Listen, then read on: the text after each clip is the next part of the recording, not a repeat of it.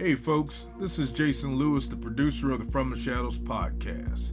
I just want to remind you about our website, fromtheshadowspodcast.com. We have a Facebook page. We would appreciate it if you like and follow. Also, join our discussion group on Facebook called After the Shadows. We have a Twitter feed. Please follow us on Twitter. It can be found with @podcast_from. Follow us on Instagram at From the Shadows Podcast. We have a YouTube channel. Go to the search bar at YouTube and put From the Shadows Podcast, and please subscribe to that channel. We are also on the Odyssey Radio Network, and we can be found there at odyssey1.com. We're still on the traditional podcatchers that everybody loves to listen to us on. We get a lot of feedback, so please rate the podcast and communicate with whether you're on Spotify, Stitcher, TuneIn, Apple Podcasts, Podbean, or Google Podcasts. We're there, and we appreciate it when you leave comments for us. We also have a Patreon page. It can be found at www.patreon.com/FromTheShadows. You can receive books, stickers, coffee mugs, and special content just for our Patreon subscribers. Check it out for yourself and see what packages that we have to offer. Well, that's all I have for you right now, folks, and thanks for being a part of the From the Shadows podcast family. So with that being said, let's get this episode started. Okay, so Howl, last week we had a special guest on, superstar, super fan, Tim Lovelace, and we didn't even get into. We were so excited to have him on and get into the story. We didn't even let him explain a little bit about his background, why, how famous the guy we were hanging out with last week. Right. So we're bringing. And I don't laugh, Tim. So we got Tim back. We got Tim back for our pre-Halloween episode, and just so everybody that's listening knows, if you're not sick of Tim by the end of this episode, Friday's episode on the paranormal side of the From the Shadows podcast, he's coming back again for our Halloween episode. So Tim, this might be your only chance to tell some people about yourself, because they might be so sick of you that they don't tune in Friday. Right? So give the diehard Howler fans a little bit of taste of what you've done, of some of the cool stuff that you've done. All right. So aside from my very diverse background in a lot of different things, let's just say I could write a book called How to Make a Living Screwing Off. Okay. Yeah. That'd be a bestseller for sure. Especially today. Yes. But obviously, the things you learn as an actor. I mean, I started out really young as an actor, and I did some theater, and I worked my way up through community theater, did some regional theater, and then ultimately wanted to make a living as an actor. So in the Detroit market, that includes a lot of fun type acting roles. So I did a lot of what's called industrial films. Snuff films? Are those snuff films? Or are they, that's not. Sorry. No, they felt like it on some days though. But just training videos for corporations, how to train employees, how to run cash registers, how to greet customers, how to put on a muffler, all this stuff. So I did a lot of that. And in the process, a film came to town, or I should say was being made in town, by Gary Jones, which you've talked about plenty of times. You've had him on your show. Gary was creating the movie Mosquito, and Gary was fresh off of doing visual effects for Hard Target from Jean-Claude Van Damme, but more notably Evil Dead. So he was an Evil Dead 2 effects guy, and actually quite a few of the guys, or at least a handful of the guys that were working on Mosquito, and he hadn't really put together the crew yet, but they all had their hands in it. Okay, so when I auditioned for a TV commercial, which I did quite a few of back in the day, I got the call to be a werewolf, and I had to get this role because I grew up on those types of movies, you know, the werewolf, the Frankenstein, the creature from the Black Lagoon, and Dracula and all that. So when my agent called and said, "Hey, can you think you could play a werewolf?" And I'm like, "Yeah." She goes, "Well, I thought this would be right up your alley." So I auditioned, got the part. And then Gary was the one doing my effects for that. But as a result of going to the studio, that's how I got involved in Mosquito, which was my first feature film. And Mosquito has gone on to become, you know, a minor cult hit. It showed, you know, on the USA Network for about 10 years, went to the Sci-Fi Channel. And in the process, I met other filmmakers, low budget, you know, creative types from the Detroit or the Michigan area. And I was fortunate to be involved in some other movies. And I've worked on a couple of big budget movies. I got to work on Hoffa with Jack Nicholson, Danny DeVito. My scene was totally cut, which I didn't even know until I was sitting there with my girlfriend. And after I bought the popcorn, and I'm like, "Hey, this is my scene coming up." And then it didn't happen. So, but that's movie making, right? So, you know, when you're bakery worker number 4, there's nothing says that, you know, you're gonna end up on the big screen. But no, I had a great time, you know, hanging out on the set. Got to spend some time with Jack Nicholson, Danny DeVito. I got some great stories about those guys. But anyway, I went on to work on another one called Hatred of a Minute, which is made by my good buddy Mike Callio, who is a filmmaker. And that one was produced by Bruce Campbell, who was Ash in Evil Dead. And so got to spend some time, got to know Bruce. So, I mean, I've been really fortunate. And in Mosquito, you know, Leatherface, who was Gunnar Hansen, the original Leatherface, was in that. And I've got to work with some iconic people in the film business, you know, both in horror and outside of the horror movies. But anyway, that's it. And I went on to do, I think I've done 9 or 10. I haven't counted, but you know, ultimately what led me to meet Shane and how I ended up here today is we worked on the film Escape from Death Block 13, which I play the character of Tex in the film, and it's going to be out here pretty soon. So yeah, it'll be out next week, November 2nd on some streaming platforms, right? I guess. Yeah. I mean, talk about iconic people that you got to work with. I mean, seriously. I mean, come on. You can keep going about me if you want. I mean, it's all right. Yeah.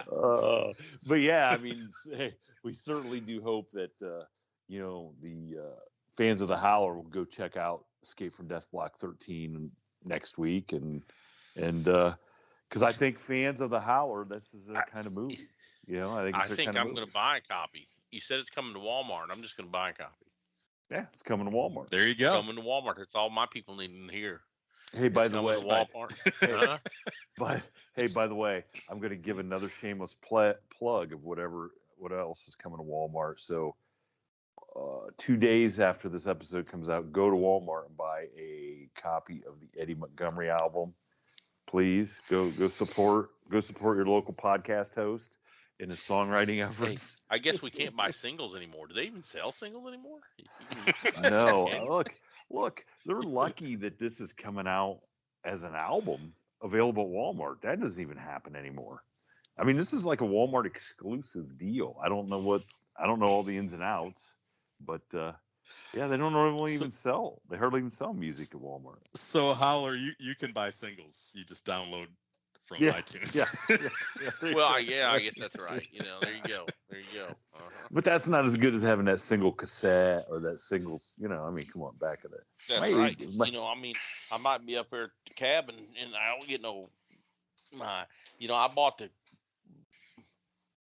either Rolling Stones Greatest Hits or Sticky Finger. I brought a Rolling Stones album, and for the longest time, it wouldn't work unless I had internet, because I guess I wasn't smart enough to download it to my library or something. I don't understand. I had all kinds of problems with my Stones album for a while. Well, so Tim, the reason we wanted to have you back, not just so we could, you know, butter you up with and let you talk about how, you know, great your acting career has been, but you told Jason and I a story off the air that was kind of creepy, and it kind of goes in with this week leading up to Halloween. And I thought maybe you could come on and share this story, and I think it dovetails into a couple things that the Howler has to say. You know, maybe we will have a scary Halloween Howler episode. This is what this will be. There you go. So, well, first and foremost, I'm a huge fan of the Howler. I listen to all the episodes. And every time, there's times during episodes where he's talking about something, I'm like, I can completely identify with that. One thing that he's mentioned is he's not really a believer in Bigfoot. Is that right, Howard? Well, I went out with a girl that had got the Bigfoot award in our high school class, but that's as close as I could come. And she grew up to be a banker, so I mean, if that don't make her scary enough, you know what I mean? It's probably toughest creatures in the world to be a woman banker. But no, because my people, I would have done seen him in the woods. I had a lifetime in the woods. I would have done found him. My people would have done killed him. The game warden would have done give us a ticket for being out of season, or my uncle, the truck driver, would have hit him on the highway. So I'm in the same category, because here's the thing: I spend a tremendous amount of time in the woods, and I live in the woods in northern Michigan. I moved out of the city 21 years ago to get away from the rat race, and I wasn't even in the city then. I'm born and raised, in the country, and we had horses, and but it was just too congested down there. But I have spent a tremendous amount of time in the woods, and I've traveled and done hunting trips in British Columbia, up by Alaska, and spent a lot of time roaming around the woods, out west. But in northern Michigan, we have many large tracts of state and national forests that kind of tie together, and I think it's close to 1 million acres total. So years ago, I had a coon dog, and it was my first coon dog, and I always wanted to have a coon dog, and this one was kind of given to me by a guy that found it, and so we tried to find the owner, and it got me into it, and it was a walker dog, which Howler, walkers, right? Coon dog was a walker, coon hound, given to me. Usually they give them away because they don't work out, but go ahead. Right. Well, and that's and that's exactly, they don't give the good ones away. That's exactly. Go ahead. What happened to that one? But later in life, I hooked up with a buddy of mine that raised red bones, and red bones, are, I think, a very traditional hound. Right. They're not typically known as being a solid coon dog, meaning that they're really got a lot of drive and a lot of hunt in them. They're more known in the coonhound world as a show dog, but there are some bloodlines that are really good at hunting, and that and guys have bred them specifically for that. But I was fortunate enough to have a guy move across the road from me, and he had red bones, and I hunted with him. And when I saw his dogs compared to my old walker dog that was free, I decided it was time to get a red bone pup, and that the rest is history. But I had since we hunted a lot of farm ground, spent a lot of time in these woodlots behind farms in southern Michigan, and when I moved to northern Michigan, I had to kind of learn how to hunt all over again, because you're not hunting cornfields and crops and little tiny woodlots that have 20 den trees in it, where there's just a kind of concentration of raccoons. You can go miles and not come across a coon track. So one of the things that I learned how to do was I learned how to road a dog. And we have these 2 tracks up here, which are little roads through the woods that are, narrow, wide enough for the truck, and literally call it 2 track because there's 2 tracks where your wheels go down the middle of it, And I was out one night, and it was about this time of year, October, most of the leaves were coming down, and raccoons really like to feed in the oaks. They like the acorns, so that's kind of the idea. It's just take the dog and rode it through the oaks on these 2 tracks. And she was this particular dog that I had actually was probably the best coon dog I ever owned. She was the dog that when you turned her loose, the only way you were gonna find her was underneath a tree with a coon in it. And she went through her phases of running a little bit of junk, and then you break them off of that. But she never really was a dog that I had to worry too much about. I broke her off porcupines. She never fooled around with bears. She never messed with the elk. We have an elk herd up here where I live. And she never ran deer. Squirrels, are going to leave lots of tracks in the woods. And the way these dogs work is they're scent trailing hounds, right? So she would rode down the road in front of the truck, and I would just get out of the truck at night, and I'd turn my headlamp on. I'd go to the back, and I'd open the dog box, and I'd put her down in the road. She'd move up ahead in the headlights, and she'd stand there and wait till she heard it kick into drive, and she'd trot on down the road in front of the truck. And this is late at night, big country, rarely ever see anybody, except every now and then the game warden, They fly around in planes, and they see you driving slow on 2 tracks, and they come check you out because they think you're out shining and shooting. So this particular night, I took her to a location that has a really big bog. And when I say bog, I mean this is a real bog. Like, it has carnivorous plants. It's got the pitcher plant, it's got the honeydew, but it's a peat bog. It's really large, and that around this bog is this oak ridge. And in the woods at night, the moon has different phases, and on this particular night there was no moon at all, so it was total pitch dark black. But up here we have a lot of starlight. We don't have any pollution from cities or anything. Right, so sure. even on a dark night, you can still see a little bit. So I put her down in the road, and she started roading ahead of me, and I followed her with the truck just like she always had. And I had a Garmin GPS tracking collar on her, and I could see that she was in the road up ahead. And she, a lot of times when fresh green out of the box, when you cut her loose, she needed to burn off a little bit of steam. She'd run faster than my truck could go down a 2-track without beating it to death. And she'd cover some ground. So I'm kind of glancing down at the Garmin while I'm driving, kind of keeping an eye out for her in the headlights. But these 2 tracks kind of wind around. She was way up the road, and I got up to one corner, and I looked down, and all of a sudden I realized she's right there. And I looked up, and she was coming for the truck. I mean, coming for the truck. So I stopped the truck, and I thought, what's going on? And I had this tailgate down, and the dog box that I had in the back, it's a big dog box, got double doors on it, And by the time I could get the truck into park and get out of the truck, she was on the tailgate of the truck, ramming her head against the door and trembling and trying to get in. And Howler, I heard you say something on an episode one time that, you got to trust your dog, right? Yeah, oh yeah. Well, most of the time. I mean, I got a couple right here at my feet, as a matter of fact. I don't know if I trust them to do the right thing, but they'll certainly. So I got out, and I'm trying to open the door. She keeps hitting it, with her head. I had to get one hand on the collar, pull her back a little bit, open the door, and when I let go of her, she about bounced off the back of the dog box. And it's a deeper dog box. It's probably 4 foot long, and she curled up in the back and was shaking. And I'm bent over and looking in the dog box at her with my headlamp, and I've never seen this dog do this before. Now, this dog had roaded at this point probably well over 1,000 miles, had treed 200 to 300 raccoons in her life, and she had run over every track known to man in this particular area. And I just had a feeling. I was like, something is not right. We have bears, but she's, like I said, she's roaded over. She had to have roaded over 50, 60 bears. Never fooled with them. And a lot of good coon dogs don't until you actually, if you want to make them a bear dog, you got to make them a bear dog.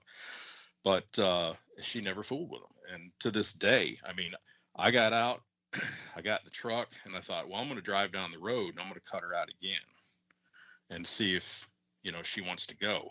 And the more I sat in that truck and, I looked down those headlights down that 2-track, I thought there's something down there.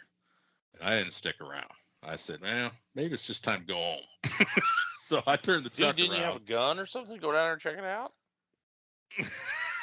Yeah, at 22. But I drove down there a little ways. I had to drive down there to find a spot to turn around. But it's just and here's the thing: I don't get scared in the woods at night. And I again, have spent, more time in the woods at night by myself than almost everybody I know, except for other coon hunters. And you turn your headlamp off so you let your eyes adjust so you don't waste your battery. And so there's, I've stood in the dark in the big woods for hundreds and hundreds of nights, just listening to dogs, and never got spooked, never wondered if there was something that was going to get me. But that night, that dog that was as solid as a rock and as honest a dog as, as good a coon dog as I've ever owned, she didn't want any part of whatever she ran into in the woods that night. Hey, And so I don't know. were you able to take her back out again and she be okay? Well, I didn't take her out again that night. I thought about it, but she just did. And in fact, from where I was in the woods, the drive back to my house was probably about 40 minutes.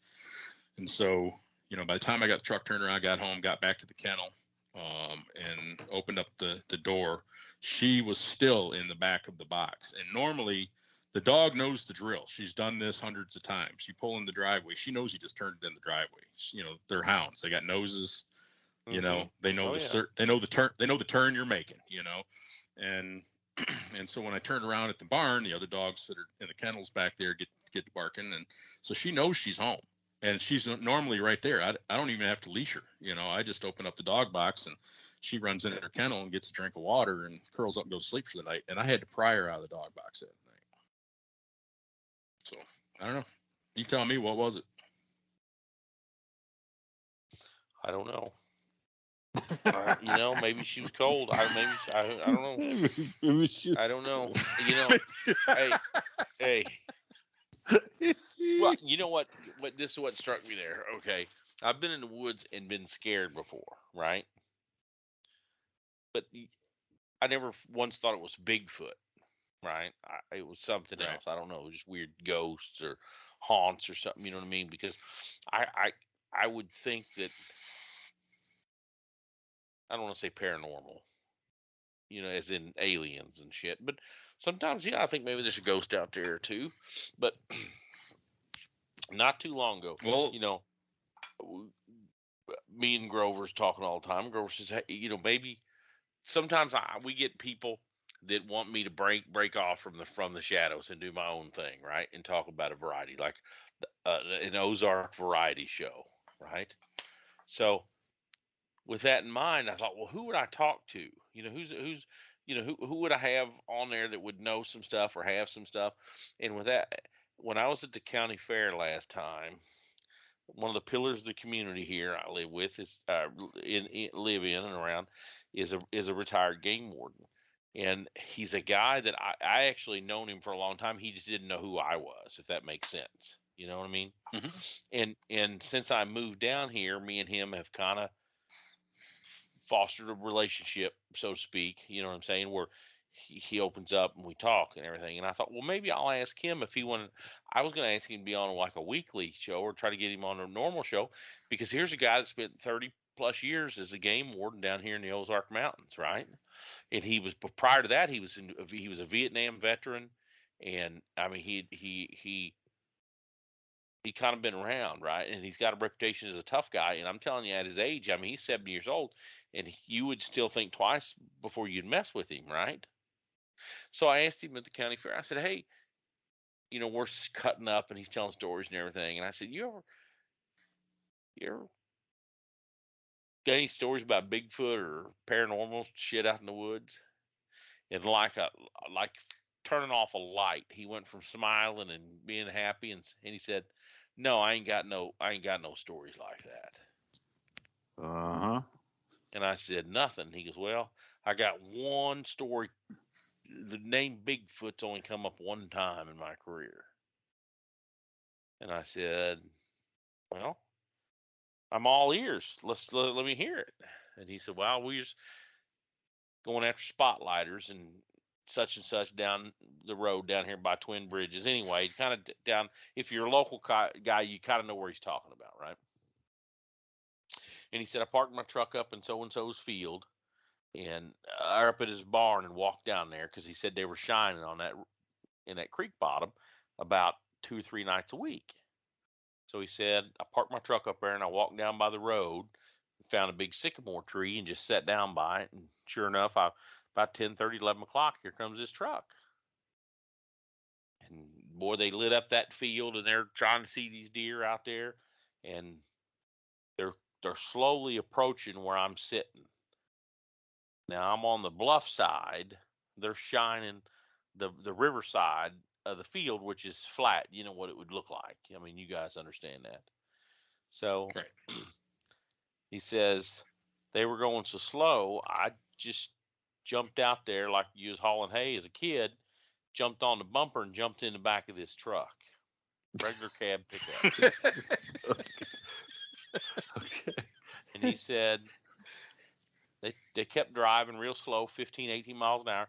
And he said they had a beer can window, and they had every, mile or two, they'd try to reach back there and get something out of the cooler, and I'd just step aside so they couldn't see me. He said, I knew it was a matter of time. They're going to see me sooner or later. They're going to see me standing in the back of this truck, and they don't. And they get a couple beers out of that cooler, and they'd go a mile or so, and then they'd throw the cans back out there with me. And they shine in this field and shine in that field, and they get up here to the blacktop, and they ran the stop sign going over, and they shine. And he says, I'm going to stay there. I figure I'm just going to stay there until they shoot something. They violate. Yeah. Yeah, till they have a real violation. Because now they do what they call a harassing wildlife, but it wasn't that much back then. And he said finally, after about 7, 8 miles in his truck, he said they reached back there and they couldn't. They were running out of beer and they were reaching in that cooler and reaching in that cooler and reaching in that cooler, trying to get the last one. And he said, I just reached down there and grabbed his hand and said, "You want me to help you?" He said, when I done that, they slammed on the brake. He said, I got flung up in the back of this thing and they jumped out like a covey of quail. Threw it in park and just jumped out in the middle of the road. Yelling, one of them yelling, "Bigfoot." And he said, I had to jump out of the bed and I walked over and stood in the headlights and said, "No, I'm not Bigfoot. I'm the game warden. Now come on back here." And he had to coax them back to the truck because they were so scared. I can imagine. And then he told him to hop in the back, and he drove the truck back up to where he was parked. And this is before cell phones. And then called the deputies, and they ended up, our troopers, and give the guy a DWI and wrote him a bunch of littering tickets because some of the cans didn't go in the back. He said that's the only time Bigfoot's ever come in my career is when they thought I was Bigfoot. So if you got some people in the woods that think they're seeing shit, it's the game warden. That's what it is. So my dog. I asked my him to dog come ran on into and the tell that game story, warden. and he won't do it. You won't do it. So Tim, your dog saw the game warden, apparently. See? Well, I mean, that scares most people around here worse than Bigfoot does. That's no lie. They'd rather run into Bigfoot might than give the you game a warden. break. You know the game warden Right. ain't. and I mean, I'm not saying my dog ran into Bigfoot. I just want to I will throw that out there now. But we do have the dog man up here. Well, we're kind of famous for the Michigan dog man in this location. So yeah. There's that. There's which hey, in my book, dog man's way worse than Bigfoot. I'm just telling you. Yeah. But I'm not very partial to dogs, just because of my line of work. That's right. Well, like Howler said in the past, I mean, there is, there's a million trail cameras in the woods these days. They're everywhere. I mean, I've got trail cameras out right now, and you would think that we would have clear pictures. Now, I thought I had a picture of Bigfoot one time, but it was a squirrel just looking at the camera because he was sitting on top of it looking down, and from the shape of his nose, I thought. I was scrolling through my pictures, and it did startle me for a second. And I showed it to a couple other people, and they were like, "Whoa, what is that?" And I said, "Well, after 2 minutes of analyzing this photo, I decided it was actually a squirrel because it was weird looking." Right. Well, yeah. Hey, I've heard so many stories from so many people that are so convincing that they're seeing something. Well, like I, like I told a story last night at the thing the judge and I went and spoke at. We're telling scary stories, and so I just, because we're in North Central Ohio, I grabbed the story of the guy who in the mid 70s was out there by the NASA Plum Brook facility and climbed up on top of his dirt bike out in the field and saw what he described as a caveman, okay, going through the cornfield. That guy told, in his early 60s, tells me that story, calls me off the air. It wasn't like he was on, and he tells me that story, and he's so frightened while telling the story, like his voice is shaking. I mean, he's almost in tears, and he's telling me like it happened the day before, and it happened 40 years earlier. Now, and the guy didn't even want to come on the podcast. I had to beg him to come on the podcast. He just wanted to tell me the story because he wanted to tell somebody that was not going to judge him. And I hear a story like that, and I'm like, what did that guy see?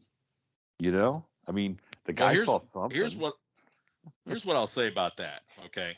I've watched a lot of interviews with Bigfoot witnesses, watching all the different shows on TV and all that. And there are people that have said it was standing right there 10 feet in front of me, and it was 8 foot tall, and it was hairy. And when you're watching them tell the story, and Howler can attest to this, you've been in law enforcement long enough, there's certain things people do when they're not telling the truth. There's certain, you can tell when someone is true in their convictions about telling a story as to what they believe they saw. And when they say they saw something, it's like, I'll give a little teaser to the episode coming up on Friday, is that I saw a UFO. I mean, I don't know. I'm not going to say it was little green people or that it was a spacecraft, with alien beings, but I saw something that I described in detail on the show. And until that point, anybody that ever told me they saw a UFO, I was like, no, you didn't. I mean, that's what's going through my head. I'm watching all these interviews with people on TV, and they're explaining all these things, and I'm trying to explain it away. And until you're the one who sees something, up until that point, everything else is, human nature, I think, to just say, we know what we know, and that's it. But until you see something that you don't know, then that's when it becomes plausible to you, right? Right. Yeah. Right. So, Yeah. Yeah. And there's a lot of people out looking, and there's a lot of people that don't want to see something, and they end up seeing it. It's weird who ends up being the eyewitness.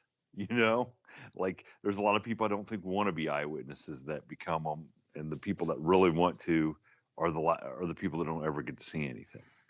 So it's almost, it's just, to me, it's weird how random it is. And it is. And the other thing I'll say is that, there's a lot of people out there like the Howler and me that spend their life outdoors. They're avid outdoorsmen, and they spend a lot of time afield. They spend a lot of time in the woods. And then there's the other people who, it's a big adventure for them to go to the park, some, like national park or even a small woodlot somewhere. They think that's the wilderness. Like people from southern Michigan think where I live in northern Michigan is a vast wilderness. I mean, they think it's Alaska up here. They think you go to the Upper Peninsula and you cross the Mackinac Bridge and it's a vast wilderness. But there's places out there that are a whole lot wilder. But when you compare your time afield to the people that don't spend a lot of time in the field, you kind of write them off as, okay, they got creeped out real easy because they're used to the concrete jungle. I can't sleep in a city because of all the noise, because of the light pollution. But that doesn't mean that they didn't believe what they think they saw. Well, I have a tendency to write that off. It was, and I guess, and I had an old boss in government always, used to say reality is perception, or perception is reality. So if that's what they perceive, then you got to go with it because that's their reality, whether it's your reality or whether in some cases it's the truth. If it's their reality. And of course, I used to counter him all the time. Sigmund Freud said, "Don't believe everything you think." right? So the flip side to that is, you know, I don't know. I don't know. I don't know. Well, I don't know. It's that time of year, Halloween, where a lot of people's reality really gets I skewed. know, it's the best, isn't it? It's the best. The next 3 months are the best. Next 3 months. Oh, why you think reality gets more skewed as closer we get to Christmas? I don't look at it as skewed. My reality is getting bigger every day. You know what I mean? I mean, really, it just keeps getting bigger. Ever since I got on social media, my world is just so big now. I can't even digest it all some days. And that's what happens right now. See, now I'm going to be in the deer stand next few weekends in a row, and you can really tell when I'm in the deer stand because my Twitter really blows up because I got to like stuff, and I try not to comment because I'm going to sound very arrogant here. You know what, Tim? Now we know why the Howler's not seeing Bigfoot, because he's on Twitter while he's in the deer stand. You know, some of the people in Twitter, I don't know. Are they that stupid? Yes, they are. You know? Yes, they are. I mean, I look at the world and I go, sometimes I go, good, we can conquer them, right? When the world collapses, I'll be a conqueror. But then I think, do I want a world full of these people? Do you want to lead those people? Yeah, that's what I'm saying. Yeah, I mean, I used to work with guys. Because they'll be a true reflection of their leadership. In the land of the blind, the one-eyed man is king. That's what he used to say. Yeah, it's true. It's true. When I see Twitter, man, there's some blind fuckers out there. Right? Thank you for tuning in to this week's episode of the From the Shadows podcast. Until next time, never shy away from the darkness or what may be lurking in the shadows. We are